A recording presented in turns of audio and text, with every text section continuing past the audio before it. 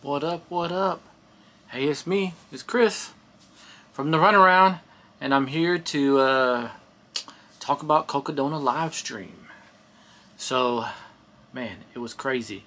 It was so crazy. I got so many thoughts in my mind of things I want to talk about and things I want to go over. And I have nobody to talk to them about hardly ever because I don't have many people in my life are not obsessed like I am. So maybe I'm talking to you. Maybe you're the obsessed one in there somewhere and you're like, man, I can relate to this guy. Like, I know y'all are out there.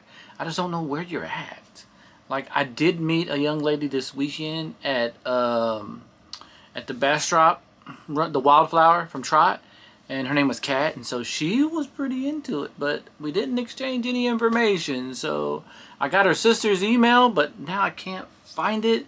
So anyway, hey, if y'all see this, Kat, get in touch because we can chat. Anyway, so I got some notes here. I'm gonna go over basically what I want to talk about is the overall concept of the live stream. So with Cocodona and how I think that it's changed a lot of things. A lot of people are talking about it, a lot of hype about it, just the race in general. And so to give you my little backstory real quick, I've been watching it since day one. Since day one, I remember watching Kerry Ward. He's a YouTuber, and they were filming. I remember in the very beginning, he was going down this road and he was doing this airplane thing, and they were talking about, oh, he's gonna run a lot of extra miles. So I've been in from the very first. It just drew me in. It really just drew me in, and I don't think I was into ultra running per se at that point, but maybe it's something that kind of stuck in my mind. It was fun to watch these people and watch what they're doing and how they do it, and it was just so interesting.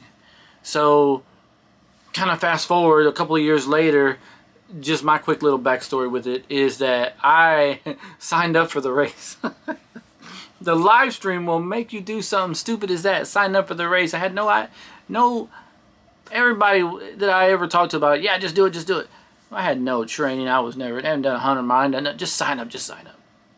Well, it's not for everybody. Let me tell you that for sure.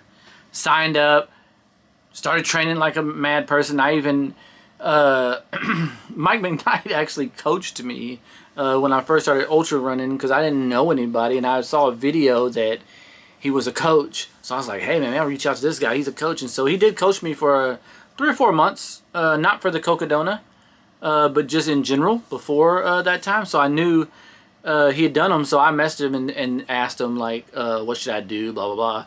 I got like an hour phone call with him. I paid for that and talked to him for like an hour and wrote down some notes. So I just started going. Well, then Lake Mary comes around and I totally blow it. My first 100 mile, thought I was so ready. I blow it, some little small injury, but it just really put me in depression, so I didn't do it. So then I had already signed up for the Cocodona, and after that I withdraw from it, and then so I lost 25% of the money. It was like $1,700 is what it cost. All right, somebody's trying to call me, scam. $1,700 is what it cost, but then whatever 25% of that took that away. And I got all these credits. Have not to this day used them. A year later, I was telling my buddy Jason about this, and he said, oh, I want to do Sedona Canyons. Do it with me. I know you got the credits. So I signed up for that. Well, then I got this foot thing, so I had to, for those who don't know, I had foot surgery a couple of months ago, back in February the 28th, I had foot surgery for plantar fasciitis. So now I'm recovering from that slowly but surely. But anyway, so I didn't even get to go to Cocodona this year because and he got to go, and I was supposed to be there. I was supposed to be there with him, so it was really kind of sad, to be honest with you about that part. So anyway, so Cocodona will make you do crazy things. At least this year doing Cocodona, I didn't do anything too crazy. I did buy the Cocodona 250 shoes, Cam Hanes edition. I did buy those. They're so sweet. They're beautiful. I'm sure if you look at my story or whatever, you'll see them. I love them. They're beautiful. Yeah, that's the only thing I did this year, so luckily. But I think the live stream brings in, different people than it normally wouldn't bring in. This year went to a whole nother level. I was listening to a Single Track podcast just yesterday, and they were giving some numbers out that was crazy. Like the 2 winners of Cocodona this year, each one of them only had no more than 3,000 or 4,000 followers, I guess, some number around there. and now they both have over like 12 or 13,000 or something like that. Like from the pool that Cocodona did. So this could change a lot of things. Like when this date comes around, what's today? The 15th. 5 more days you can sign up. I'm really curious who's going to start signing up, because it's a big opportunity. A lot of people are going to want to get in there, you know, because it's going to help. Like if you're sponsored, I assumed it would help to get. They're putting their name on something for a week straight that's getting this just blowing up, you know. A lot of hype before the Cocodona was that it was being the next Western States. So I know it's not Western States, you know, competition-wise. At least I don't think it is. But I think what they're meaning is the importance of it in the race calendar. Like if people are going to want to do it.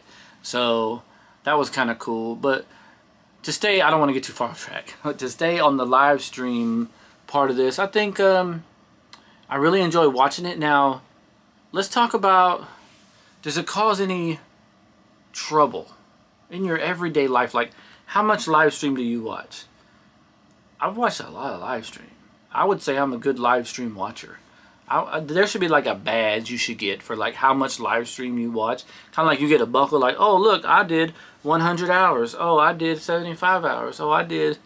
I know it sounds silly, but I'm just making fun of it. But I've watched a lot. At one point, you know, I work about. Hopefully my wife doesn't watch this, but I'm an Uber driver, so I would like not work very many hours every day. I called off runs, and my buddy was supposed to meet him at 5:30 every Monday and Wednesday. My buddy does this podcast with me, and I blew him off because I wanted to watch Cocodona. It just really, and it's done this every year. It's just really wrecked my whole life because I'm so addicted to it. I kind of can be, because of, unfortunately, the last couple of years, because of my job. I can be like in touch with it so much, and so it just, knowing that, I'll come home and I'll just be sitting here watching it all day, all night, just as much as I can. Fall asleep with it on. I got a TV right above my bed over here.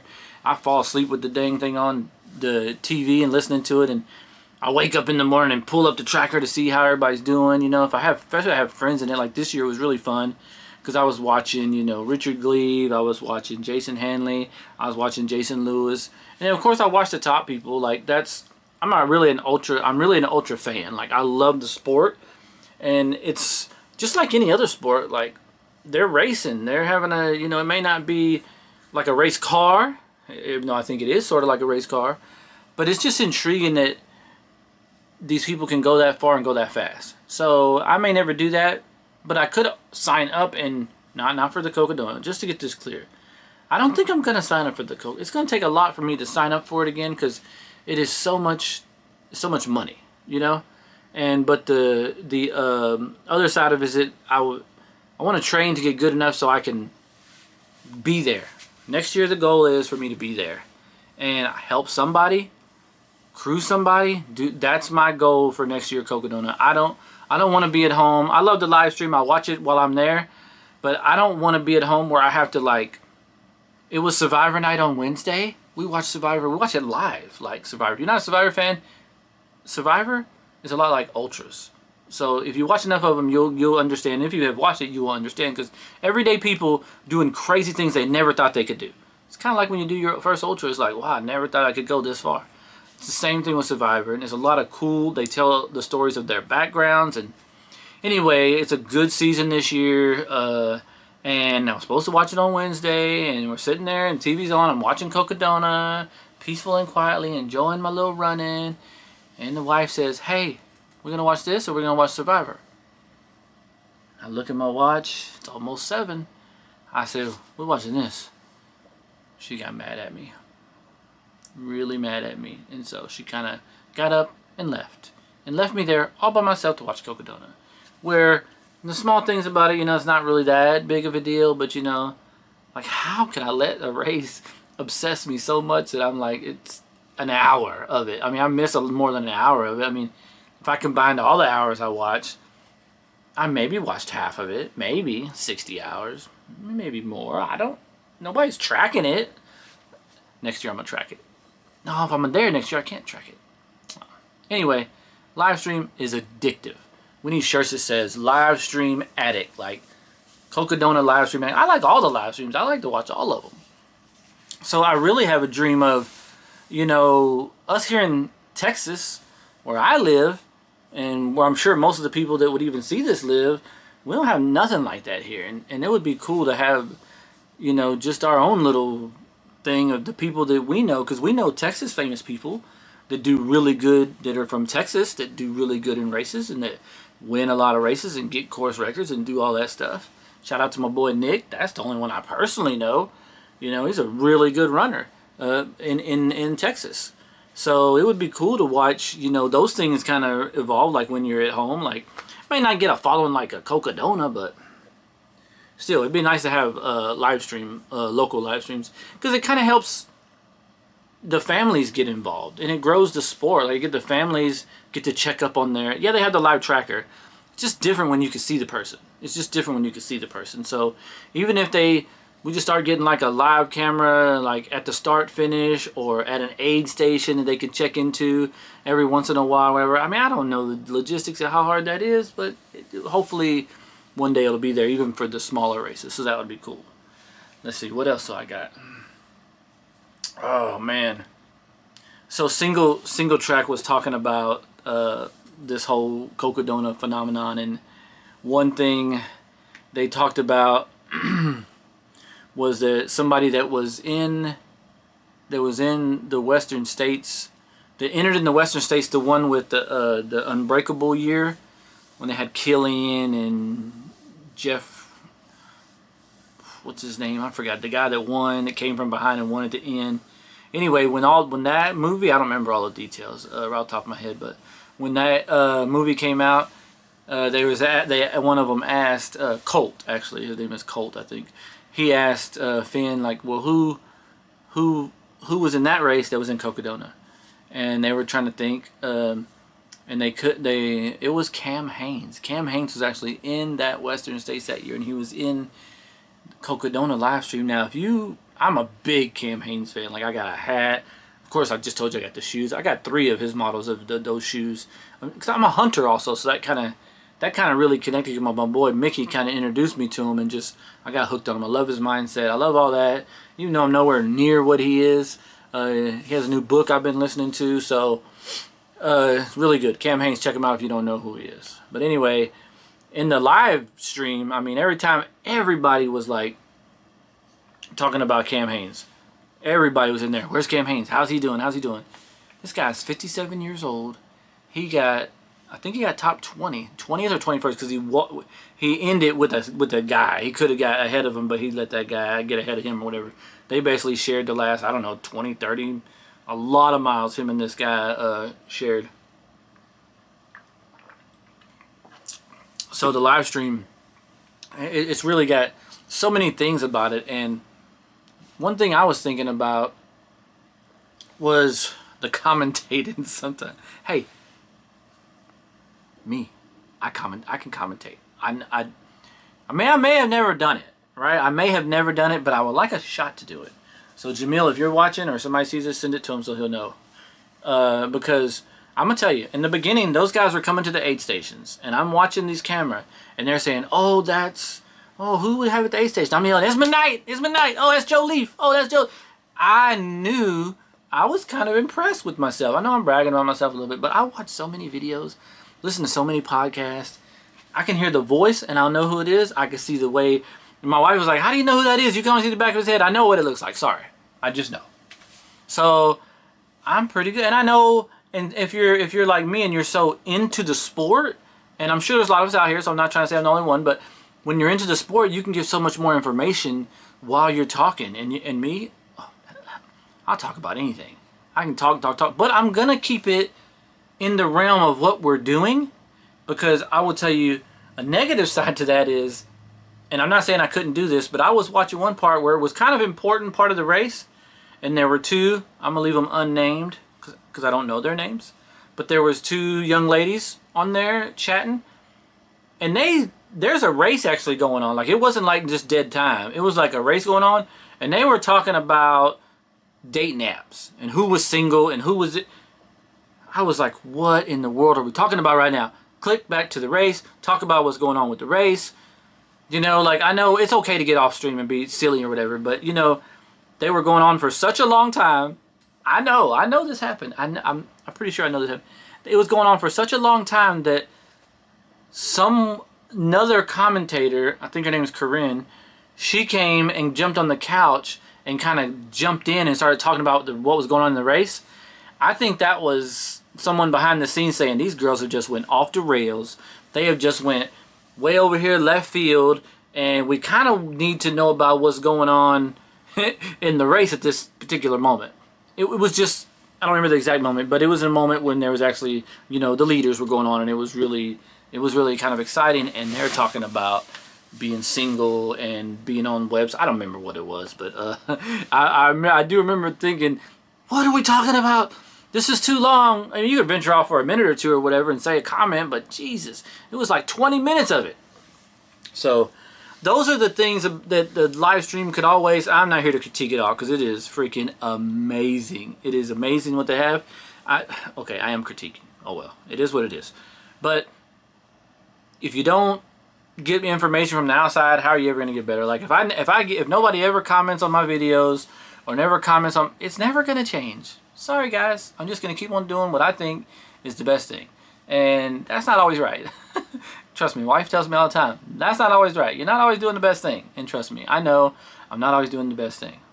So I think giving some feedback about the live stream is important. And what else could they do? Like, does anybody have any ideas? What do you think would be good ideas of things they could do in live streams to make them, you know, I mean, we're trying to cover 125 hours.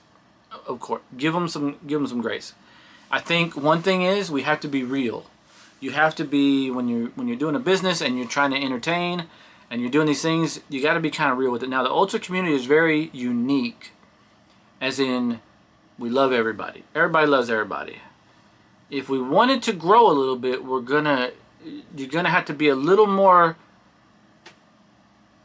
I'm gonna say picky, probably not the right word. You have to be more selective with who you choose. I mean, I don't know what the pot looks like for people you can use to put as commentators, but you definitely, maybe the pot's really small. That's probably what it is. But you need people who know what's going on. You need people that understand the sport. You need people that, you know, just qualified people. I mean, I know right now we're all just kind of learning. 20 years from now, it's going to be like freaking on national TV probably, you know. But right now it's not. And so in order for it to get there, I think you have to think about those things, because if the person speaks well, if the person can, so maybe that crosses me out. Damn it. Maybe I shouldn't be saying these things, because then now I'm not even going to get a chance. Well, I can get a chance if I get on early. Like on these years, when they're not so picky, they're just looking for a body. Because I remember when I used to be a supervisor back in the day. I'm saying back in the day, it's like 5 years ago, 6 years ago. But anyway, I used to have to hire people, and well, that was a long time ago. But anyway, when I used to hire and hire people, my buddy Mike would always tell me, just be careful who you hire. Don't hire somebody just to fog the mirror. And I'm like, what does that mean? Just fog the mirror? Like, why would I hire somebody to fog the mirror? He goes, no, I mean, like, sometimes people hire people just because they're breathing. Like, they need to fill a spot. Blow. Oh, they're breathing. Here, they're in. You know, so be more, you know, qualified people that know what's going on and can carry conversations and whatever the case may be. I really like it when they, kind of like when they do interviews. I really think that more of that, like, it doesn't even have to be with, like, the influencer people or people that are, you know, super known. I like knowing the middle of the pack, backpack, people like myself, because look how much information I could possibly give. And it'll be a different kind of back and forth. And people relate. I really think that I relate really well. I relate with both sides because I enjoy learning about people in general. Whether they're an elite athlete, they're still a person. Or if they're a backer of the packer, they're still a person. They're still a person. They still had a life before this day. And I like to hear about it. Like, it's interesting to me to know, like, oh, this guy is Dan Green. Where was he raised? What did he do before this? Did he, you know, how did he get to where he got to? It's interesting to me. And just as it's interesting to me to know somebody DFL, where would they do? What kind of 40-hour-a-week job? By the way, Dan Green has a job too, and he won the Cocodona. He's still got a regular job he had to go back to. So I just watched him on a podcast. That's the only reason I know that. Just before I started filming this, I was watching him on a podcast. So it's really, I think some more of those might be good. What do y'all think? Think that? So let me see, what else did I come up with? Some of the other growth things that came out was they were talking on the Single Track. They had a lot of good stuff on the Single Track podcast. You check that one. That's a good podcast, really good one. One of the other things they were talking about was how it reached people it normally doesn't reach. So on Dan Green's interview, he was saying that his in his town of West Virginia, wherever it is in West Virginia, they're like a really close knit. So they knew this West Virginia kid was winning this race or in this race. He said they went into the dentist, like his mom or whoever it was went into the dentist office, and in the TV, you wasn't watching videos of what's going on in the dentist world. You was watching Dan Green up on Cocodona live stream. How cool is that? The same thing happened to Finn. He said his mom went into like a Pilates class or some sort of a class, and the instructor was going around because she had got something on her phone saying, look at these crazy people running 250 miles, and she's not a runner. Like, so it's starting to reach a whole nother level of people, and this year was it jumped. So I would expect it just to jump more and jump more, of course. And then the hard thing for me about it is that people are scared about what it's going to take away from the sport. I think it may do that. I do think it does that. There's a lot of different things you could think about, because the core of the sport is kind of like dirtbaggy. Like, oh, I'm going to go out and do these races, and I don't care what anybody else thinks, and I'm just going from here to there. I'm enjoying it. I'm in a van. I'm doing whatever. And now we're bringing these top tier athletes to these long endurance, and they're bringing a lot of cameras. There's more cameras every time. There's more videos. There's more phone. There's a lot of this stuff. So I could see a future where you have a media pass. Like, you can't just be run, because right now random people could just run along the course. I mean, a lot of this stuff's in the national forest or parks or whatever, so I'm sure they don't have the right to get anybody else off, because sometimes in the live stream you'll see somebody just ride a bike on the dang road that the guy would just run by. Like, I was just watching an old Cocodona from last year.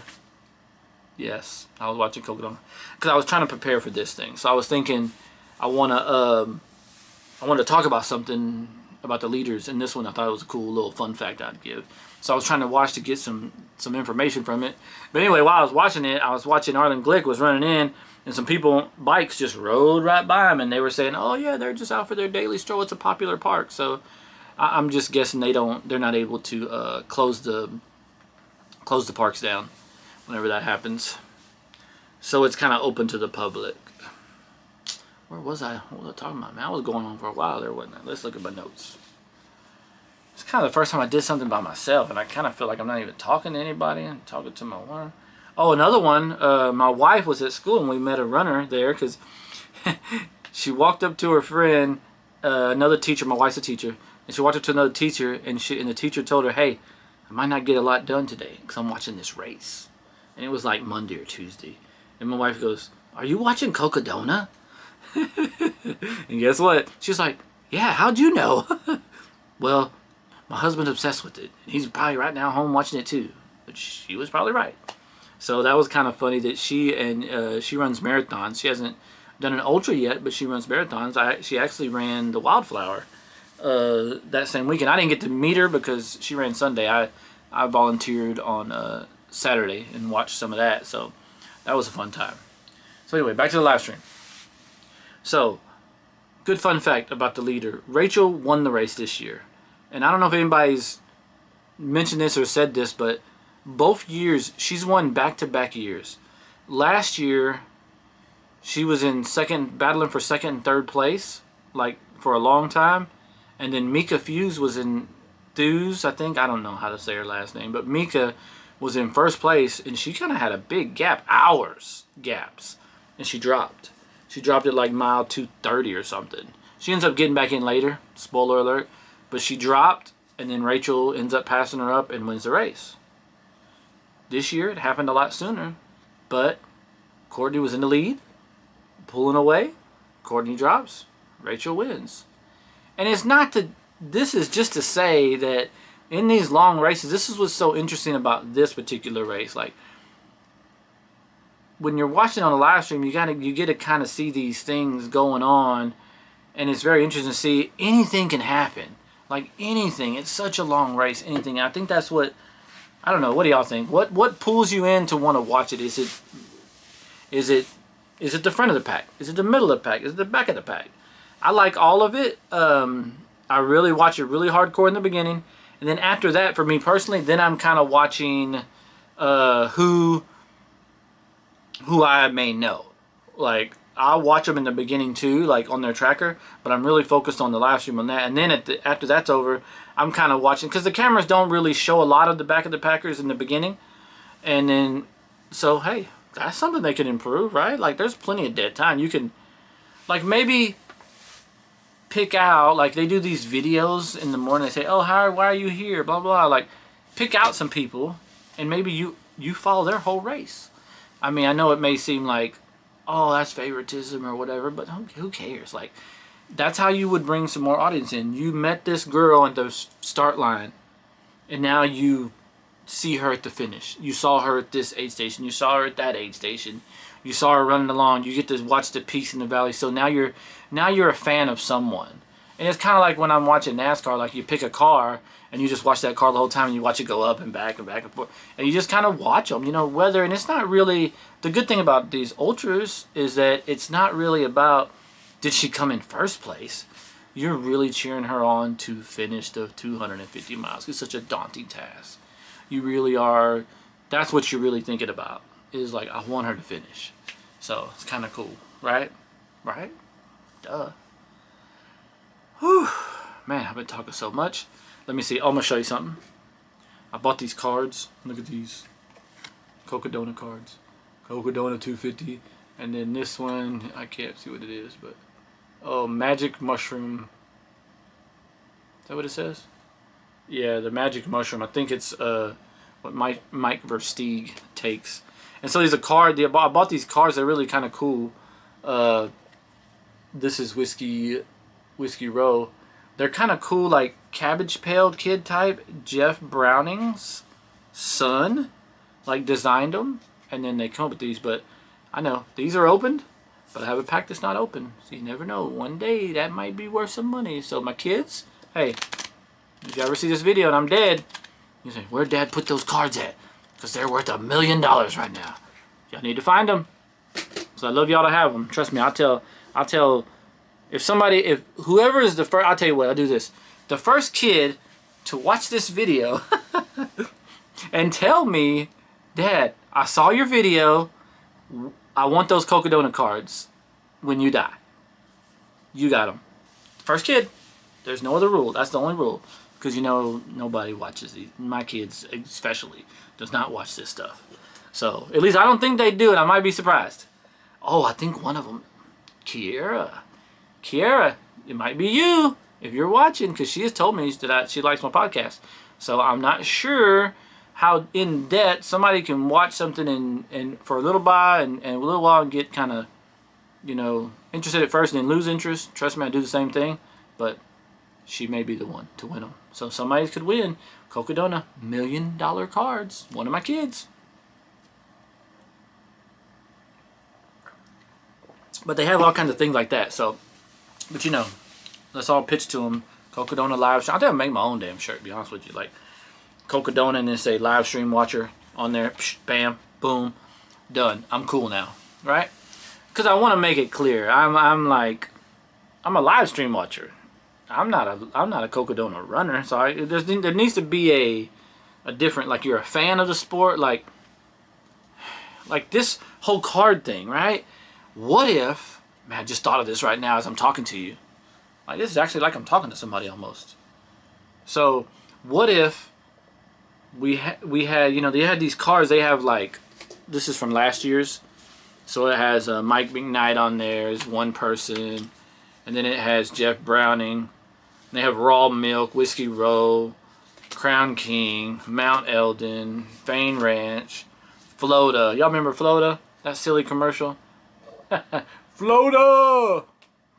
And then Barfin Bronco, so he was one of the runners. Bronco Billy. Jeff Browning is his real name. Then it has all the aid stations. And like Sedona. Hopefully I get to go there soon. Spoiler alert. String Bean. Now String Bean, if he wasn't running Western, he was my pick. He's a beast. He's out of this world, man. He got 3rd place at Black Canyon. Fast. That is fast. 3rd place, and so he qualified for Western States. So he didn't do Cocodona because he's going to Western States. Top 10 Western States. You heard it here. String Bean, top 10. Mushroom Mike. Sorry, I missed it. Mushroom Mike. Mike Versteeg, because he always looks like he's on mushrooms. Snarlin' Arlen. This one is because if you've seen The Chase, he's a hunter also, and see how he's on the little pedestal where you put like heads on there. That was kind of funny because you put like a deer head, and they put his head on there. And Harry Houdini, I love this one. This one was my favorite card, and it's just because of the name, Harry Houdini. So if you watched it last year, I remember watching it, and it's like, because you're watching Jeff and you see him struggle, and he's going, and there's this one section. I don't know if they did it this year or not. They might have had more coverage, not better, more coverage. But he goes down off of Eldon into these. Oh, they're going the opposite way. That's why. Anyway, they're going into these trees, and you lose sight, and then you're watching the tracker. Oh, Harry's a half mile behind. Harry's a quarter mile behind. At the top of Eldon, they're within a quarter mile of each other. And the last time you see Jeff Browning, he's moving down the mountain. He's not walking. He's moving, right? And you're thinking, oh man, this is going to be so awesome. The first person we're going to see coming out of these trees. So the camera's just sitting there, zoomed into this spot, waiting for this person to come out. We're waiting. The camera is just waiting for the person to come out so we can see. When we come out, they actually say, oh, there's Jeff. Oh, there's Jeff. They keep calling him Jeff. And then out of nowhere, they go, hey, that's not Jeff. And woohoo, Houdini, out of nowhere, Harry passed up Jeff in the trees and came out and won the race in the last couple of miles. So craziness. Pete's meats. But that's what I like about the name, Harry Houdini. Houdini did it again. You know, hey, y'all know this one's true too. Harry, you messed up my fantasy free trail, man. You messed it up so bad. If y'all don't know what fantasy free trail is, you can go on freetrailfantasy.com and find the fantasy page, however you do that, and you get on there, and you could pick like top 5 or top 10, depending on the race. They have people you think's gonna win. I suck at this game. I'm trying to figure it out. But anyway, Harry took off going 100 miles an hour in Cocodona, and everybody blew up. Like, everybody was supposed to be in my thing blew up. I think I got 2 people that finished in my top 5 that I picked. Harry was one of them. He blew everybody up, but he still got top 5. So he didn't do too bad, right? And who else did I pick? Oh, man. What was the other person I picked to get in? So I didn't pick Versteeg. He dropped. He seems to drop every year. He's always talking like he's going to do something crazy, and he just never does. He won the first year, and he hasn't been able to return to that form. Anyway, 2 of the women I picked and 2 of the men I picked in my fantasy. That was it. And it wasn't even where I picked them. It was just ridiculous. Harry, you messed me up, bro. You messed me up by doing that. But I guess that's what you got to do sometimes in these races. Just try to push it as far as you can. Did I name everybody? Yeah, we got everybody. And they even got one of Jam, even though he wasn't, you know, the legend, Jamil, Jam.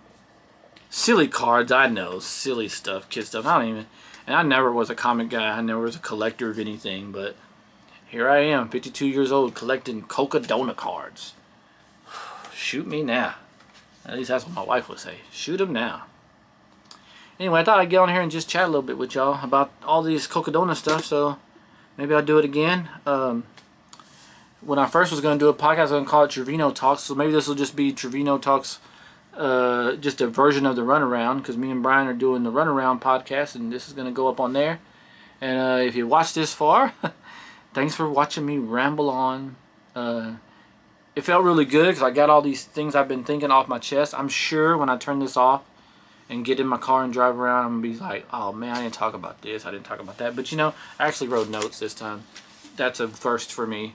I actually wrote notes so I could make sure that I went through all the stuff, and everything on here I talked about. So it has to be good enough, okay? And I'm not trying to make it 2 hours long either, because I could just chat here all day. I really would like to find someone else that we could chat together about races, about stuff, because Brian is my road guy. I need a trail guy or girl, because, and just to kind of kick back and forth all these things, 'cause I'm just like a nerd about it. You know, I even got my nerd glasses on. Just kidding. I'm not a nerd. And if I was, I'd be a cool one. I don't even know what that term means anymore, to be honest with you. See, we can go into a whole nother deep end, and that's what I'm really good at, because as an Uber driver, I will tell you, I have a lot of conversations with a lot of people about a lot of different things.